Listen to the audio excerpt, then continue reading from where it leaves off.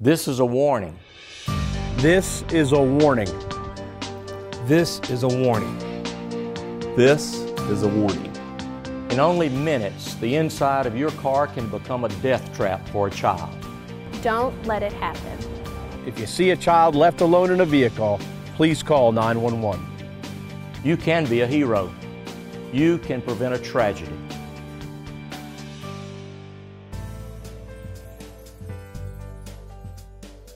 For me, even one child being left in a vehicle during any time period is too many, because we know that within a short period, a child can die or be seriously injured. We want to make sure that no child has to experience such a horrific situation as being left unattended in a vehicle.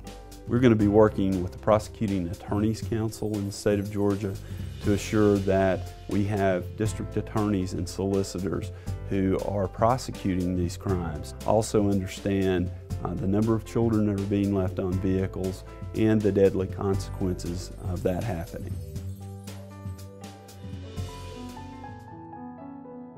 It was a Sunday.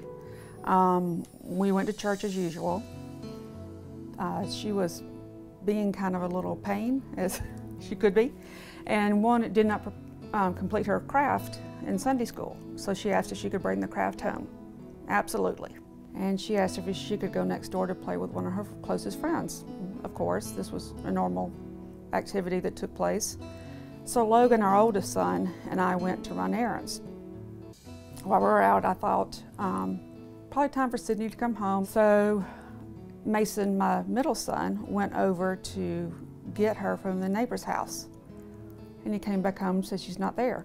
And I said, well, Mike, here's a list of the places she's allowed, the friends that she's allowed to go to. And I said, just ride around the block. You know, you've walked around, she's not there, but just ride around the block.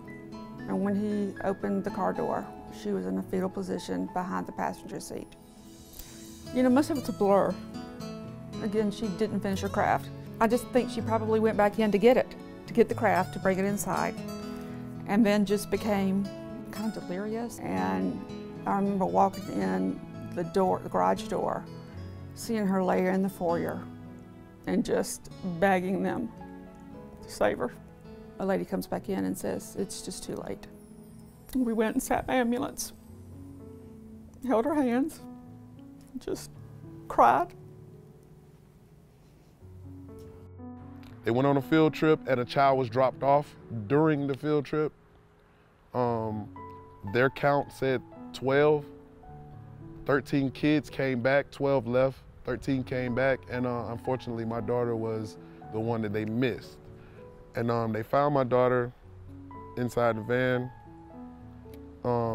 non-responsive, and I was seeing it on the news, on the TV, where it's like toddler left on daycare van, and they hadn't put up a picture yet, but they were started saying Jasmine Green, Jasmine Green. I'm like, whoa, whoa, whoa, whoa, whoa, you know? So very staining, very tattooed type memory, something that hurts a lot, and I'll never, ever get rid of that memory out of my mind.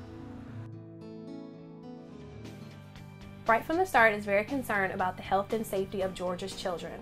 One of the main things you can do to ensure that Georgia's children remain safe is to make sure that you check your vehicle when you're done transporting.